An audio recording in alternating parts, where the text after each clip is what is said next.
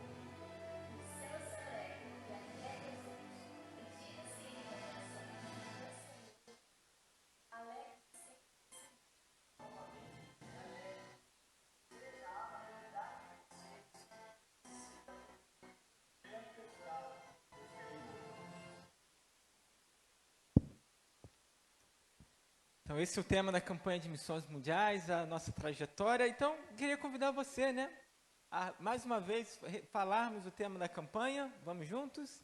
Transforme o mundo com a alegria de Jesus. E eu queria convidar você a abrir sua Bíblia em João, capítulo 20, versículo 19, que é um dos textos base para a elaboração desse tema.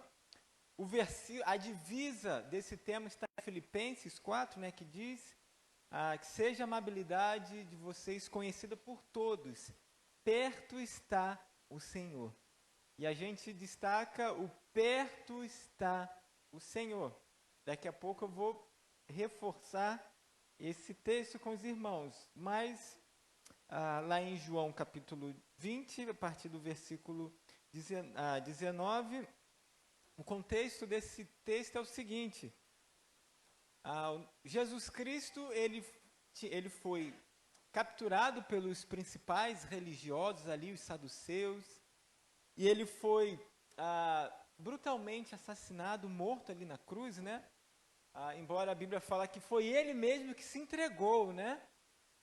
Ele foi morto na cruz, mas antes da fundação do mundo, ele já havia decidido se entregar e morrer por nós, para nos salvar, para que o nosso relacionamento com Deus fosse restabelecido.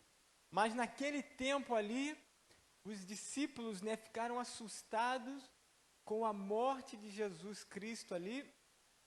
Aí a gente vê que Pedro negou, os discípulos fugiram, mas a Bíblia diz que ao terceiro dia ele ressuscitou, ele venceu a morte.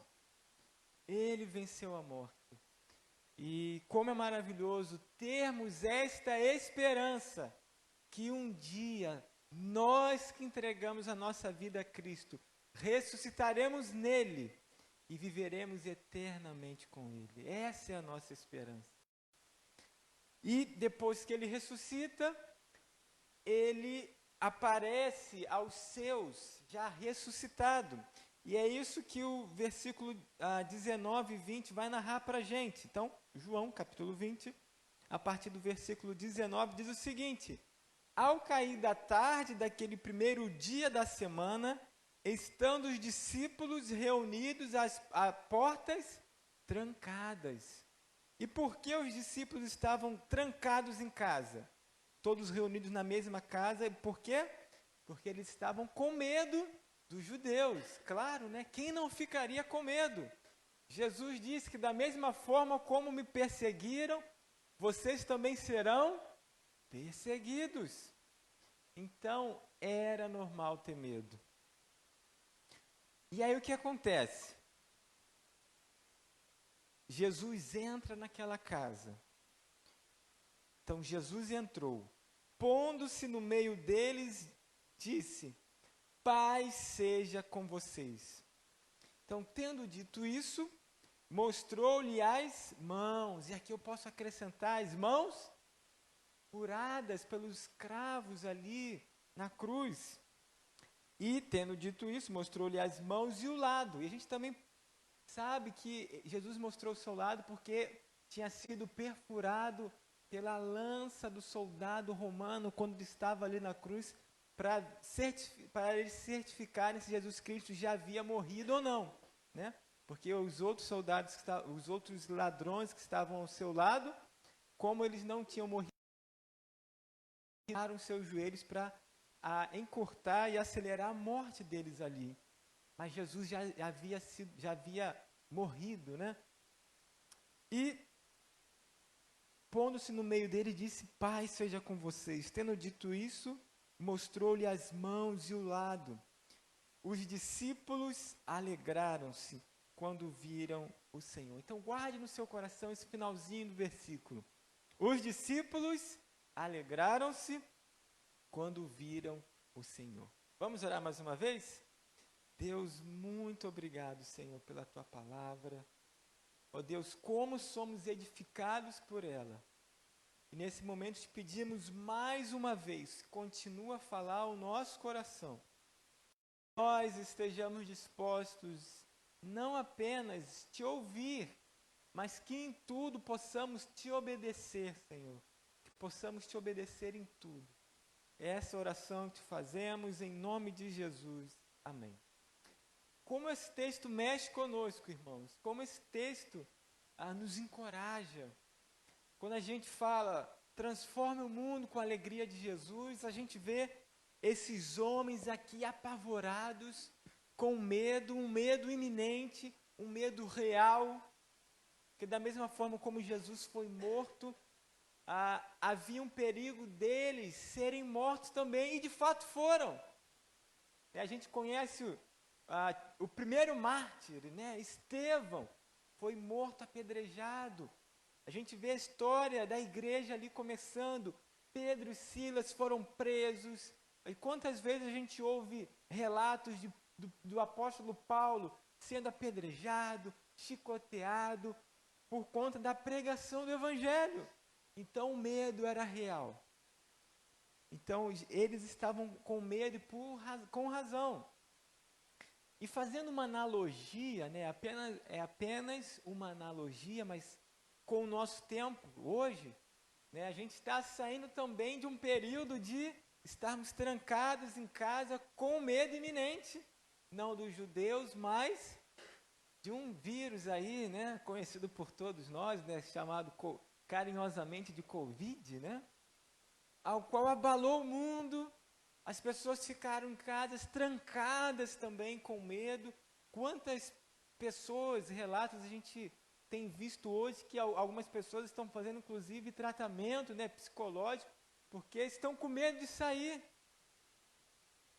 E então a gente pode fazer uma analogia, né? Eles lá com medo dos judeus, da perseguição, e nós hoje aqui com medo de um vírus real também. Quantas pessoas perderam entes queridos, amigos? O perigo é real.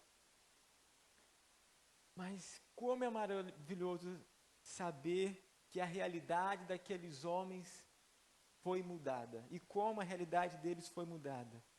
Jesus se fez presente ali. A Bíblia diz aqui que Jesus entrou, pôs-se no meio deles. Jesus testificou e mostrou que ele havia ressuscitado, mostrando as suas mãos do seu lado. E a palavra de Deus diz que quando aqueles homens viram ali Jesus Cristo ressurreto, aquele que venceu a morte, o que o texto diz? Que eles se alegraram. E eles se alegraram. E é muito interessante notar que a realidade não mudou. O perigo continuou ali, como nós já nos lembramos de tantos que morreram pela pregação do Evangelho. Então o perigo continuou, mas tudo mudou, porque Jesus está presente ali. Como a gente viu lá em Filipenses 4, que a amabilidade de vocês seja conhecida por todos, porque perto está o Senhor. E como missionários de missões mundiais, esse é o nosso trabalho. Levar o Evangelho para que Cristo chegue àqueles que não o conhecem. Porque quando as pessoas conhecerem a Jesus, a realidade vai mudar, o medo vai embora, como aconteceu aqui. O medo foi embora e a alegria se fez presente. E o texto vai dizer no versículo 21 o seguinte: novamente Jesus disse: paz seja com vocês. Assim como o Pai me enviou, eu os envio. E aqueles homens, então, que estavam trancados em casa com medo, agora eles recebem uma ordenança do Senhor. Saiam, vocês foram comissionados. Da mesma forma como o Pai me deu uma missão, agora eu também dou uma missão para vocês. E é interessante que um pouco antes de Jesus subir, de ser levado aos céus, a Bíblia vai dizer que, ele diz o seguinte: eis que estou convosco todos os dias até a consumação dos séculos. E essa missão não é apenas para os discípulos daquela época. Essa missão é para mim e para você. Quando adolescente eu fiz parte de um projeto missionário e havia uma frase muito significativa que eu carrego até hoje, que diz o seguinte: aonde há um coração sem Cristo, ali há um campo missionário. Aonde há um coração sem Cristo, ali há um campo missionário. E cada um de nós temos a responsabilidade, a missão de levarmos o Evangelho a quem não conhece. E eis aqui os missionários, né, pastor? De Tubarão. Eis aqui os missionários que têm a responsabilidade de testemunhar, de levar o Evangelho àqueles que estão aqui presentes. E contando um pouquinho mais da minha história, então agora pode seguir. Quero apresentar a minha família, pode seguir o próximo. Então eu sou casado com a Deísa, e nós temos uma filhinha, né? Ela está aqui presente, né? E tanto eu como minha esposa fomos missionários na África. Moramos em um país onde mais de 95% da população é muçulmana, ou seja, de 100 pessoas que moram lá, 95 são muçulmanos. E aí ontem, no final do culto, o irmão, não lembro quem foi, falou assim, foi você, acho que foi, não lembro quem. Falou assim, olha, conta um testemunho para a gente da evangelização de muçulmano, conta. Então hoje, né, eu vou contar, né, a pedido dos irmãos, eu vou contar para vocês um pouco de como foi evangelizar os muçulmanos ali.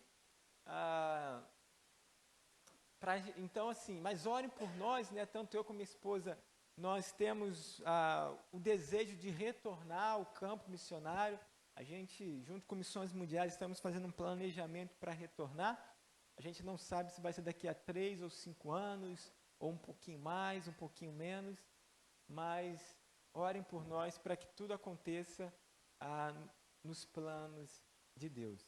Então, vou contar nessa noite para vocês um pouquinho do nosso testemunho ali entre os muçulmanos, mas antes, gostaria de deixar um abraço aqui dos nossos 2011 missionários. Eu não sei se você sabia, mas a sua oferta, a sua oração, sustenta 2011 missionários em 86 países. Amém? Então, muito obrigado por cuidar de nós. A gente está lá no campo, né? Como é maravilhoso saber. Né? A gente está lá em outro lugar, em outro país, mas a gente tem a certeza que aqui no Brasil há um grande número de pessoas que nos sustentam em oração, que estão conosco, e isso nos encoraja, irmãos. Os irmãos não têm ideia de como isso é significativo dos momentos difíceis, dos momentos de lutas. A gente sabe que tem um grupo de pessoas aqui que acreditam na gente, que oram por nós. E muito obrigado por nos encorajar nesse sentido. Então, pode seguir. Não posso esquecer de convidar vocês a estar conosco nas redes sociais, né? Os irmãos que estão na internet. De segunda a sexta-feira nós temos uma live chamada Missões Mundiais Não Para. São 30 minutos onde você pode conhecer e ouvir um pouquinho mais do que nós estamos fazendo. No Facebook ou no YouTube você pode nos acompanhar.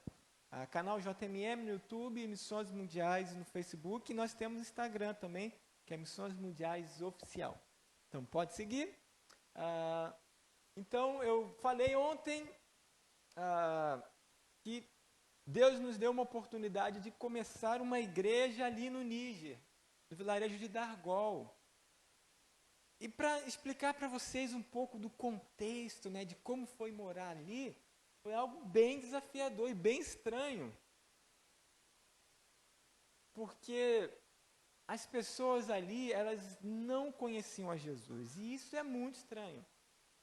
E esse não conhecer Jesus não é igual a gente diz aqui, que as pessoas não conhecem a Jesus, né?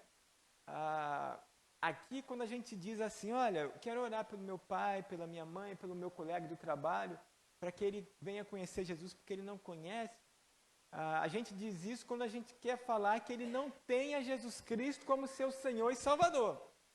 Mas se você for com eles no shopping, no Natal, e lá do presépio, e perguntar quem é essa mulher, esse homem, esse nenenzinho, eles saberão responder sim ou não? Saberão. Então eles conhecem, né, assim, a Jesus, só não entregaram sua vida a ele. Mas lá onde eu morei era diferente.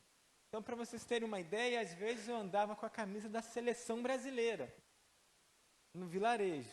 As pessoas falavam assim, Kaká, Ronaldinho, me chamando, né? Kaká, Ronaldinho! Só porque eu estava com a camisa da seleção brasileira. Aí eu aproveitava e já perguntava, falava de Jesus para eles. Eu perguntava assim, bom, vem cá, você conhece Jesus? Você conhece Kaká, Ronaldinho? Você conhece o Jesus? Mas é claro que eu não perguntava em português, muito menos em francês. Eu perguntava no idioma deles, que é o Songhai, a etnia ao qual nós trabalhamos. E eu perguntava assim para eles, Nigawane Iesu, que Iesu é Jesus. Então, Nigawane Iesu, você conhece a Jesus? E aí, praticamente todos eles respondiam assim, Aisiwane Iesu, Meino Iesu, Aisiwane Iesu, eu não conheço a Jesus. Meino Iesu, quem é Jesus? Então essa era a realidade ao qual a gente viveu ali. As pessoas não conheciam a Jesus. O Natal era um dia como qualquer outro. Lá no Rio de Janeiro, eu não sei se aqui tem esse comercial, né? Mas lá no Rio de Janeiro, quando chega o Natal, tem uma música da Marisa, né? Não sei se aqui dá também, que diz assim: já é Natal na Líder Magazine. Toca aqui ou não? Não conhece não, né? Mas lá no Rio é muito, muito conhecido. Sempre dá essa musiquinha: já é Natal na Líder Magazine. Não é uma música cristã, não é uma música que fala de Jesus, é uma música que é para vender roupa feminina. Mas era tão estranho morar em um lugar onde as pessoas não conheciam Jesus, porque lá o Natal era um dia como qualquer outro. Não tem casas enfeitadas, não tem pisca-pisca, não tem luz, não tem aquele clima gostoso de Natal. E era tão estranho morar lá que até eu sentia falta até desse comercial, até de ouvir essa música lá que dava no comercial dessa empresa de roupa, né? Então, para você ver o desespero que era morar em um lugar onde Jesus não é conhecido. E essa realidade não é apenas do Níger. Há milhares de povos que não conhecem a Jesus. E aí os mais antigos aqui vão se lembrar que na década de 80, eu não sou tão antigo assim, mas eu conheço um pouquinho, né? Vamos se lembrar que na década de 80 a gente falava muito da volta de Jesus, né? Não sei se era porque daquele clima da Guerra Fria, né? Guerra Fria, de Rússia ali, da União Soviética contra os Estados Unidos, que tinha um botão, se alguém apertasse aquele botão explodia o mundo, né? E outro também. Não sei se é porque nessa época se falava muito da volta de Jesus. A gente cantava uma música que dizia Maranata, vocês lembram? Maranata, hora vem, Senhor Jesus. A gente falava muito disso. Mas, para que Jesus venha, o que é necessário? Qual é o pré-requisito? Mateus, se eu não me engano, 20 ou 24 vai dizer que é necessário que o evangelho do reino seja pregado a todos os povos, a todas as etnias. E aí sim virá o... Então, olha que maravilhoso, mas olha que responsabilidade. O fim não está nos governos, nos exércitos, o fim está na mão da igreja. Quando o Trump chegou ali e aí estava discutindo com a Coreia do Norte, né? A Terceira Guerra Mundial vai acabar o mundo agora sim. Não, irmãos. O fim virá quando o evangelho for pregado a todos os povos, a todas as etnias. E ainda há aproximadamente 3.000 povos que se você perguntar sobre Jesus, eles não saberão responder. Minha esposa que esteve lá, uma vez ela perguntou sobre Jesus, alguém respondeu assim: vem cá, Jesus mora desse lado do rio ou do outro lado do rio? Onde Jesus mora? Que tristeza, irmãos, como isso dói o nosso coração. Então, cabe à igreja do Senhor se levantar, orar. Jesus diz: rogai ao Senhor da seara que envie mais trabalhadores, pois o campo é grande, mas poucos são os ceifeiros. E graças a Deus, pelas missões mundiais, que nos últimos anos têm focado cada vez mais aos povos não alcançados. Então, essa era a nossa realidade ali. Mas Deus nos deu a graça, a misericórdia de ver uma igreja nascer ali depois de algum tempo. Pessoas se converteram, batismos foram realizados para a honra e glória do Senhor. Hoje nessa igreja, presença de missionários estrangeiros. Até minha esposa estava lá e eles precisaram, por conta de uma perseguição, um grupo ligado ao Al-Qaeda, os ameaçou ali, eles tiveram que sair, mas esse é um outro testemunho, né? Quando se tiver oportunidade, minha esposa conta. E a gente ficou muito preocupado, e agora os missionários não estarão mais lá, o que vai ser da igreja? Mas como é maravilhoso saber que Deus não precisa de nós. Mas Deus nos dá a oportunidade de fazer, nos dá a oportunidade de trabalhar, de agir, e cooperar com aquilo que Ele está fazendo no mundo. Porque a obra de salvação, a obra de resgatar um homem perdido é de Deus. E Ele nos convida para cooperar nessa obra. E aí os missionários foram embora, mas que maravilha, irmãos, poder contar para vocês que essa igreja continua se reunindo até hoje, para a honra e glória do Senhor, porque Deus está ali no meio deles, é Deus que dá o crescimento, é Ele que age. Mas como foi maravilhoso começar aquela obra ali. E pode seguir? E aí então eu quero nessa noite compartilhar o testemunho, atendendo o pedido de um irmão aqui, do Ibrahim. O Ibrahim é esse homem que está à direita, com um turbante branco. No meio é o Mumune, é o irmão em Cristo nosso ali. O Ibrahim, como a maioria dos nigerinos, ele era muçulmano, né? Quem nasce na Nigéria é nigeriano, né? Nigéria foi colônia inglesa. E quem nasce no Níger, colônia francesa, é nigerino. E era interessante, irmãos, aquele que se empolga, né? É interessante que quando a gente chegava, tá ali, o pessoal perguntava, Diego, qual é o seu idioma, né? E fala aí, qual é o seu idioma? E qual era a minha resposta? Qual é o meu idioma? Português, né? Meu idioma é português. Aí eles falavam, alguns falavam assim, é verdade, o Brasil foi colonizado por Portugal. Mas eu não quero saber o idioma do colonizador, não. Eu não quero saber o idioma do estrangeiro. Eu quero saber qual é o seu idioma. Qual é o idioma que você fala com a sua mãe, com os seus irmãos? Qual é o idioma que você fala em casa? Aí o que eu respondia? Português. Porque na verdade era para a gente falar, pelo menos lá no Rio de Janeiro era para falar o tupi ou guarani, né? Era para a gente falar o idioma de quem estava aqui, mas a gente perdeu. Mas lá na África, apesar deles terem o idioma do colonizador, cada um manteve a sua cultura, o seu idioma, né?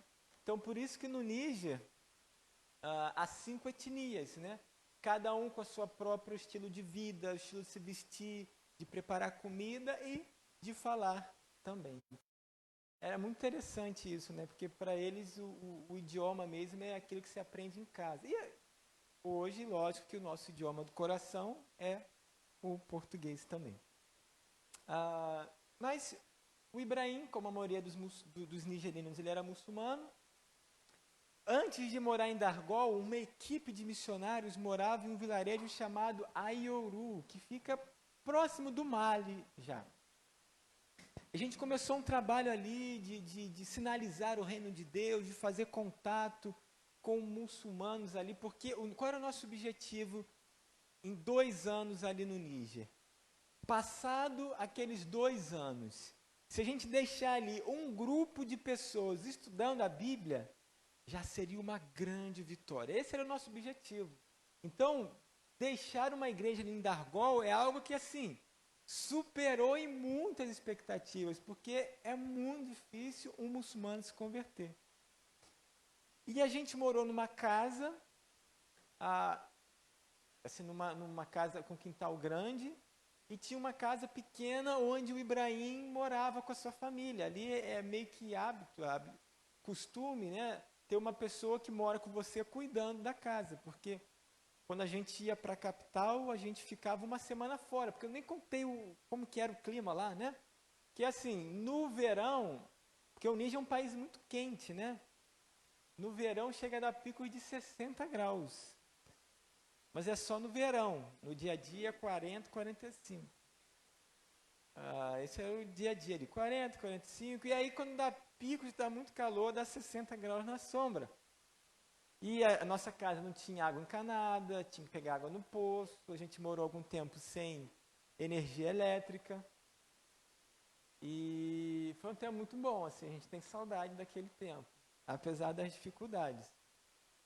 E com o passar do tempo, o Ibrahim começou a ficar impactado com a nossa vida, porque a gente vivia ali com ele e ele começou a ver o bom testemunho que a gente dava. Às vezes ele ia comprar alguma coisa conosco no comércio, e quando alguém dava o dinheiro errado, trocado, do troco a mais, a gente devolvia, a gente tinha uma conduta ali correta, a gente respeitava as pessoas. E isso começou a chamar a atenção porque alguns líderes religiosos de lá, quando tinha a oportunidade de levar vantagem, eles levavam. Isso começou a chamar a atenção dele até que ele começou a estudar a Bíblia conosco. E quando ele começou a estudar a Bíblia conosco, eu não tinha chegado ainda no Níger. Havia um grupo antes de mim. E aí, quando eu cheguei ali, eu morei 2 meses no mesmo lugar que o Ibrahim, mas Missões Mundiais decidiu nos enviar para um outro lugar que é Dargol. Passado um ano, recebo uma ligação. E de quem era a ligação? Do Ibrahim. O Ibrahim liga para mim e fala assim: Diego, eu estou querendo ir na sua casa. Eu falei: pode vir, Ibrahim. Mas assim, não levei muita fé, né? E aí pode seguir, porque o transporte lá era diferente, né? Não sei se o pessoal de casa vê. Então, depois você coloca aí no grupo da igreja. Então, esse era o transporte que a gente pegava ali, né? Então, a gente tirou essa foto, estava na balsa, porque a gente pegava a balsa para atravessar um rio. Então, era uma van ou uma topique, né? E ali entupia de gente. Mas a gente não divide a viagem só com gente, né? Você vê ali em cima, tem cabra ali, tem cabra, bicicleta. Às vezes colocam carroça. Até a vaca eu já vi ali em cima. Já viajei com vaca ali em cima de mim. Então, quando alguém fala, não viaje com o braço do lado de fora, não, tem 2 significados, né?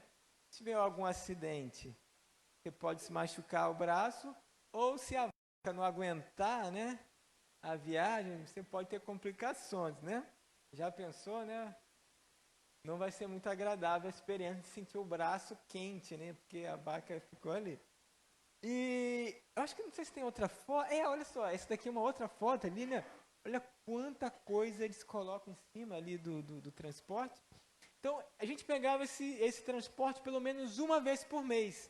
Porque a gente ficava aproximadamente 25 dias no vilarejo e 5 dias na capital. E aí na capital a gente entrava na internet, mandava as cartas missionárias, a gente mandava o relatório para a junta, a gente tinha um dia para fazer a compra do mês, para durar os 25 dias, né? E aí a gente também tinha alguns baús assim para colocar a compra do mês. E tinha um dia de descanso, porque missionário é a gente também, né? Missionário precisa descansar, passear, então a gente tinha um dia de descanso ali para depois nós voltarmos. E quando a gente tinha algum trabalho em algum lugar diferente, era esse transporte que a gente pegava também. Pode seguir? Aí tem muita história engraçada, mas por conta do tempo, assim, e não vou contar, né? Não, volta uma, por favor. Mais uma. Isso, aí deixa aí. Então, esse era o transporte que o Ibrahim ia pegar para ir até a nossa casa, né? E eram 6 horas de viagem que o Ibrahim ia fazer essa viagem. Mas olha a estrutura do país. O país precisa de mais infraestrutura, né? Porque ele ia viajar 4 horas, sentido a capital, pegar a balsa e viajar mais 2 horas voltando, né? Porque não tem ponte ali, então tem a balsa, então você viaja 4 horas, pega e volta 2, né? E passando um mês ele me liga e fala: Diego, eu quero ir na sua casa. Mas eu também não dei muita atenção. E aí ele me liga mais uma vez, ele fala assim: Diego, eu estou querendo ir na sua casa, porque eu acho que eu quero aceitar Jesus. Eu falei: o missionário comendo mosca aqui, né? Rapaz, o cara está querendo entregar a vida a Jesus e eu estou aqui dando bobeira. Eu falei: Ibrahim, vem, você pode vir hoje? Não, não posso. Você pode vir amanhã? Eu acho que eu posso, mas não sei se eu tenho dinheiro. Eu falei: arruma dinheiro emprestado, se não tiver eu pago aqui a você. Passado alguns dias ele vai lá em casa. E a gente estava aprendendo ainda o dialeto, né, o idioma deles, que é o Songhai. Então eu chamei o Mumuni, que está no meio ali, era um crente super, até hoje. Assim, a gente tem uma alegria muito grande de ter o Mumuni como irmão em Cristo. E eu falei: olha, Mumuni, Ibrahim vai lá em casa, me ajuda, para a gente falar o plano de salvação para ele. Ele já conhece um pouquinho a Bíblia. Me ajuda aí na tradução, né? Eu vou falar em francês aqui, você vai traduzindo, você também fala com ele. Aí ele chegou lá em casa, o Ibrahim de manhã, então a gente começou a apresentar o plano de salvação. E a gente começou em qual livro? Para apresentar o plano de salvação, geralmente para o muçulmano, a gente começa lá em Gênesis, né? Então a gente foi lá em Gênesis, a gente começou da criação, aí começou aquele processo todo, né? Aí falando de Noé, depois a gente começou nos patriarcas, chegando em Moisés, e depois dos profetas, que eles iam profetizando sobre o Messias, sobre aquele que um dia resgataria o povo de Deus e todas as pessoas. E é muito interessante que, assim como o judeu, que tem por hábito, hoje não, porque eles não têm o templo, né? Porque sem templo eles não têm como sacrificar os animais. Mas quando tinha templo, porque foi destruído no ano de 70, né? Depois de Cristo o templo foi destruído. E assim, mas os judeus, gente que estuda a Bíblia, sabe que todo ano eles matavam um animalzinho, lembra? E isso começou com a Páscoa em Moisés. E a morte daquele animal significa o quê? Que aquele animal está morrendo no nosso lugar. Então a gente vê que isso foi uma preparação de Deus para o seu povo, para que um dia viesse aquele que daria a sua vida de uma vez por todas. E o muçulmano tem essa mesma prática. Até hoje, uma vez por ano, eles matam um animal e aquele animal está morrendo em seu lugar, tomando o seu pecado no lugar deles. Então a gente foi falando daquele que um dia viria e morreria, tiraria nosso pecado de uma vez por todas. E aí, depois que passa todo o Antigo Testamento, a gente chega em João Batista. E aí aquela palavra maravilhosa de João Batista, de quando vê Jesus, o que João fala? Eis aí o Cordeiro de Deus que tira o pecado do mundo.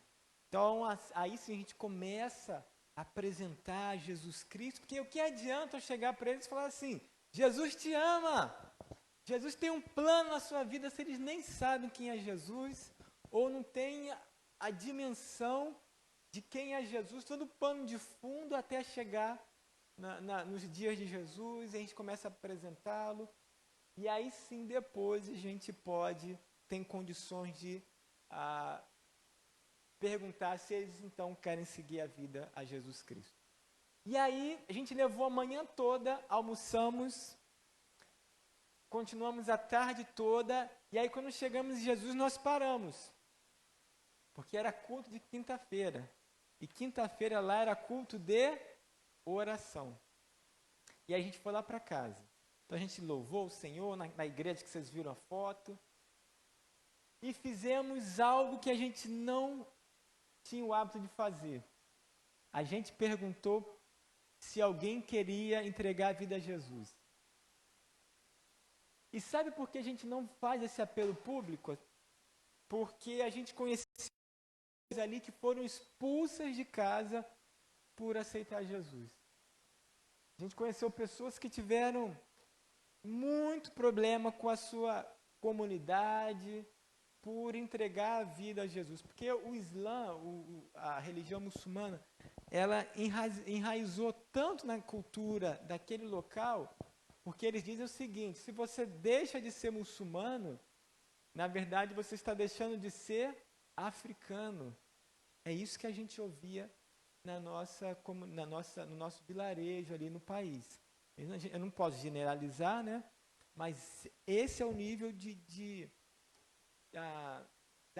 como a religião enraizou na cultura ali. Então, quando alguém queria entregar a vida a Cristo, a gente perguntava, no final do culto você nos procura, a gente vai trabalhar com você. A gente ficava um tempo com aquela pessoa até que ela se sentisse pronta, então, para compartilhar aos seus ali que eles agora eram discípulos de Jesus. Mas naquele dia a gente perguntou. E aí, para nossa alegria, o Ibrahim, né, que está à direita ali, ele levantou a sua mão e disse, Ai Gabá Gaieço Gana. Amém? Ele disse assim, Ai Gabá, eu quero. Ai Gabá Gaieço Gana, eu quero seguir a Jesus. Louvado seja o nome do Senhor. Naquele dia, então, a gente orou com ele e ele entregou sua vida a Cristo. E ele dormiu lá em casa e no dia seguinte ele voltou para Aiuru. Pegou aquela viagem lá de 2 horas voltando, atravessou a balsa e mais 4 horas voltando. Mas aconteceu algumas coisas naquela manhã, antes de ele pegar o transporte. Primeiro, naquele vilarejo havia um missionário americano, que a gente tinha uma parceria. E aí eu liguei para o missionário e falei, olha, o Ibrahim aqui se converteu, então estou recomendando ele para você discipulá-lo, né? Porque o Ibrahim falou assim, Diego, eu quero voltar aqui para estudar mais a Bíblia. Eu falei, não, Ibrahim, não precisa voltar. Você já tem um missionário no seu bairro, ali no seu vilarejo, você não precisa voltar. Mas o Ibrahim falou algo que me marcou profundamente. Ele falou o seguinte, Diego, eu não sei muito sobre Jesus, mas o pouco que eu sei, eu vou compartilhar para todo mundo. Amém, Ibrahim. Eu abençoei, dei palavras de encorajamento, mas vou confessar o meu pecado aqui. No fundo, não levei muito a sério, não. Falei, será, né? Será que Ibrahim vai falar mesmo? Mas, enfim, ele foi. E aí, depois de um mês, o missionário me liga e fala, Diego, Ibrahim está uma bênção. Está estudando a Bíblia comigo e direitinho, até se batizou. Eu, como bom batista, o que fiz? Glória, né? Porque batista dá glória a Deus também, né? Falei, glória a Deus, Ibrahim se batizou. E aí, no segundo mês, o missionário disse que Ibrahim estava estudando a Bíblia com ele sempre e estava falando de Jesus para algumas pessoas e algumas pessoas já haviam se convertido através da vida e do testemunho de Ibrahim. E aí no terceiro mês, como nosso coração se encheu de alegria. O missionário falou assim, Diego, olha, o Ibrahim está uma bênção. Quando alguém se converte, ele diz assim, olha, todo seguidor de Jesus precisa obedecê-lo. E Jesus falou que os seguidores dele, os discípulos dele, têm que se batizar. Então, se você agora é discípulo de Jesus, você tem que se batizar. Então, você quer se batizar? E se a pessoa fala assim, ele diz, então vamos para o rio, que eu vou te batizar em nome de Jesus. Até batismo, meus irmãos, em 3 meses pode seguir. O Ibrahim estava fazendo. Então, essa é uma foto do Ibrahim batizando um jovem ali. Amém, irmãos? Você pode dar um glória a Deus aí também? Então, que alegria, irmãos, ver o que Deus fez na vida do Ibrahim e como toca o nosso coração. O Ibrahim falou assim, Diego, eu não sei muito sobre Jesus, mas como é maravilhoso ver que o pouco que o Ibrahim tinha, o pouco que o Ibrahim sabia, ele colocou nas mãos de Deus. E Deus fez a obra. Porque a obra é de Deus, é Deus quem faz. A Bíblia diz que é o Espírito Santo que convence o homem do pecado, da justiça e do juízo. Cabe a nós testemunhar, cabe a nós falar. E é o Espírito que faz fazer a obra. Às vezes a gente acha que é a gente que vai convencer. Às vezes a gente acha que somos nós que queremos converter alguém. E nós não convertemos ninguém. É o Espírito de Deus que convence. Então, se você está achando que vai converter alguém, tira esse peso de você, porque não te pertence. Essa obra não é nossa. Nossa obra é de compartilhar, de testemunhar. E falar assim, Deus, eu vou compartilhar e faz a obra. Age aí, Senhor, eu vou fazer a minha parte. E do jeito dele, do tempo dele, ele vai fazer. E foram outras pessoas que o Ibrahim se batizou. E aí, antes de ir embora, eu falei assim, eu não posso voltar para o Brasil sem antes dar um abraço ali no Ibrahim e me despedir dele. E aí, faltando uma semana, mais ou menos, 2 semanas para voltar para o Brasil, fui lá para Euru. E aí, como que é a viagem, né? Aquele viagem lá com os animais ali tudo, 2 horas para ir descer, pegar a balsa, 2 e 4 horas para voltar.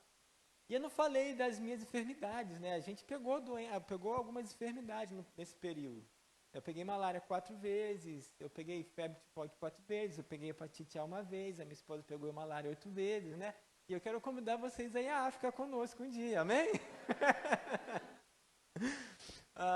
Mas vai ser uma bênção, a gente é muito bem cuidado ali. Ninguém morreu, né?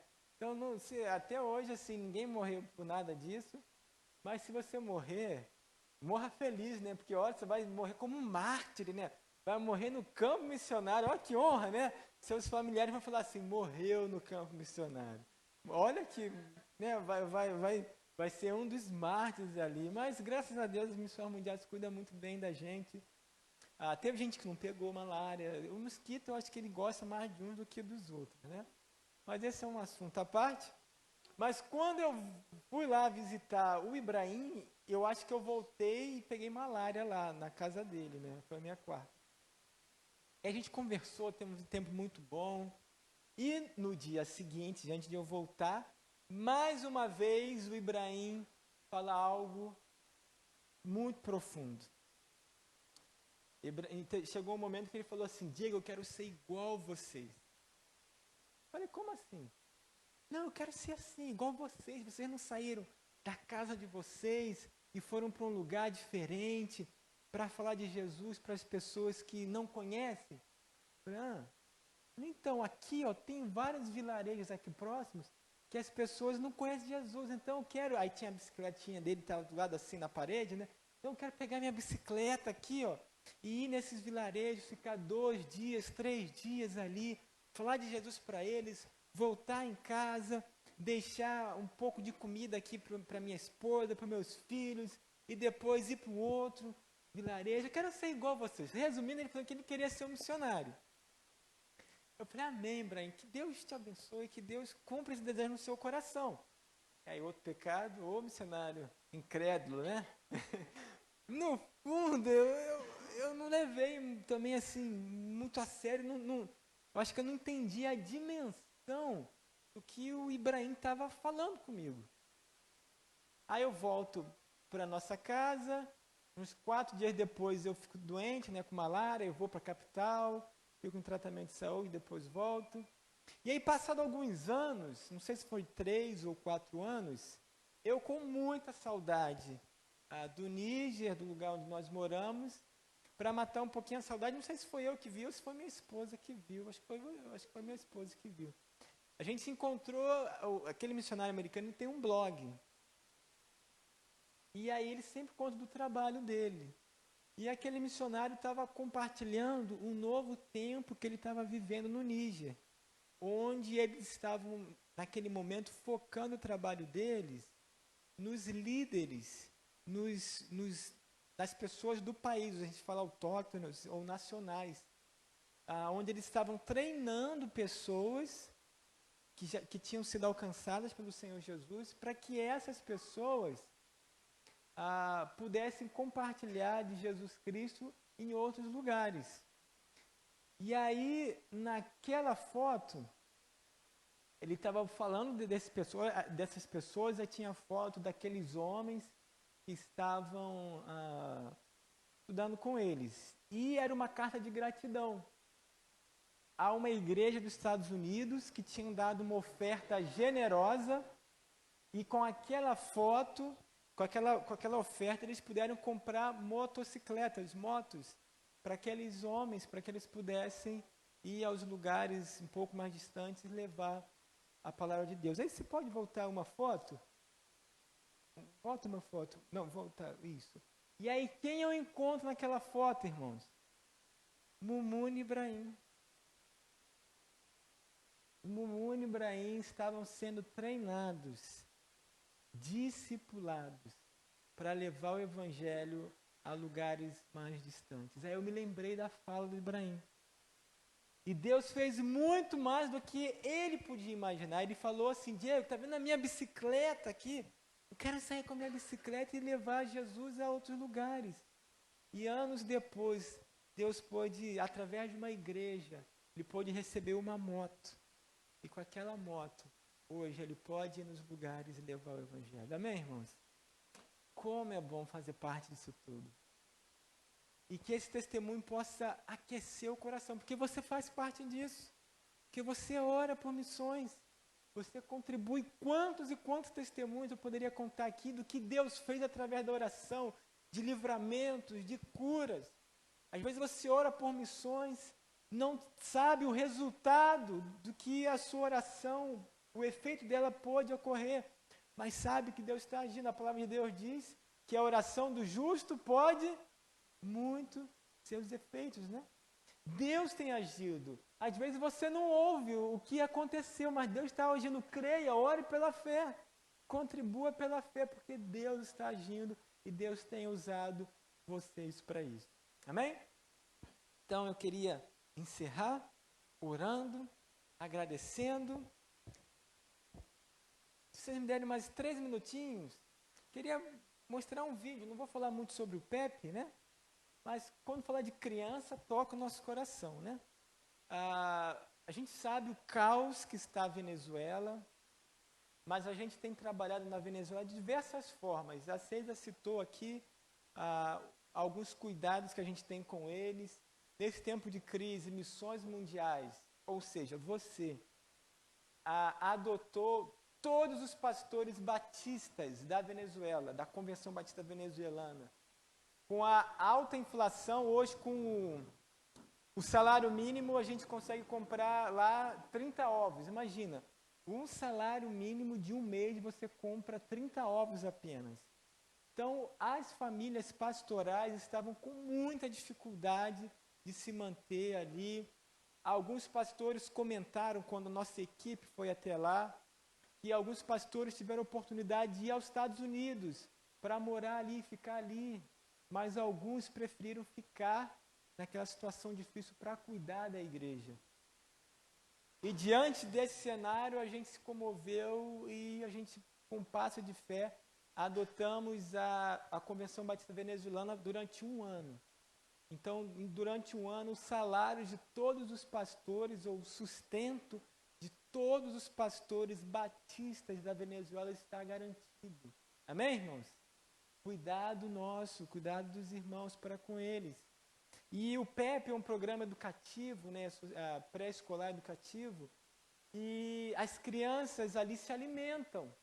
Então, a procura pela escola aumentou muito, não apenas com a educação, mas também porque ali as crianças podem se alimentar, podem comer. E nessa pandemia, os missionários continuaram trabalhando e garantindo o alimento, agora não só das crianças, mas como da família. Então, uma vez por semana, uma vez a cada 15 dias, os missionários vão até a casa dos alunos, ou os alunos vão até o nosso projeto para receber o alimento para toda a família, porque tem pessoas na Venezuela morrendo de desnutrição.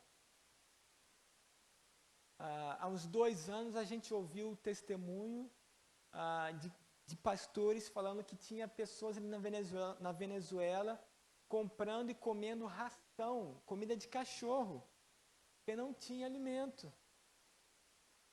E quando tem, é muito difícil de acessar. Então, pensando nisso também, a gente, em parceria com algumas organizações, empresas, a gente está ajudando a produzir farinha enriquecida. Então, mesmo que não tenha o que comer, às vezes com aquela farinha enriquecida há vários nutrientes ali que a pessoa não vai ficar desnutrida. Então, a gente tem mais de 1.000 alunos ali na Venezuela. E quando um pastor mora próximo de um projeto, a gente também contratou a esposa do pastor para trabalhar no PEP. Assim, a esposa do pastor também tem um sustento para ajudar, complementar na renda daquela família pastoral, para que assim eles possam cuidar com certa dignidade a sua família e manter o trabalho ali. Isso é fruto do nosso trabalho como batista, né? Você que ora, você que contribui. Então, até a gente tem alguns chaveiros ali do PEP, se você quiser comprar o chaveiro é R$5, até eu falei hoje de manhã, né? Mas se você tem uma nota de 50, se você quiser comprar o chaveiro, ao invés de pegar o troco de 45 e dar os outros de oferta, também é muito bem-vindo, né? A gente tem a maquininha de cartão, você pode comprar a camisa, pode comprar o chaveiro do PEP, e aí você vai ouvir um recital de crianças da Venezuela.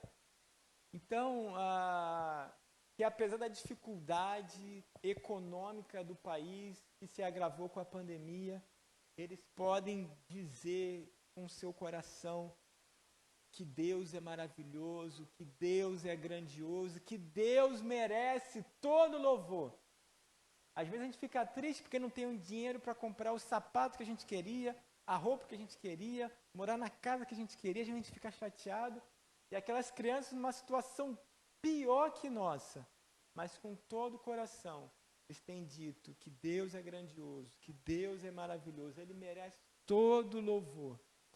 E eles têm aprendido conosco a amar o Senhor Jesus. Então, que esse vídeo também possa ser para vocês um pedido, não pedido, mas gratidão aos irmãos por tudo que vocês fazem por nós. Aí você vai apagar a luz e tem áudio também.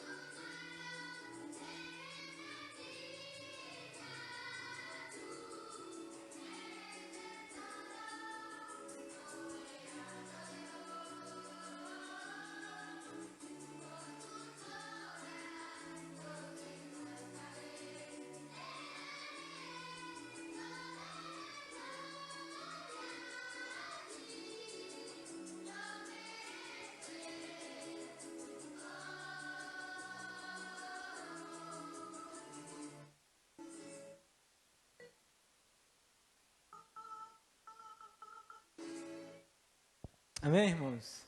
Glória a Deus.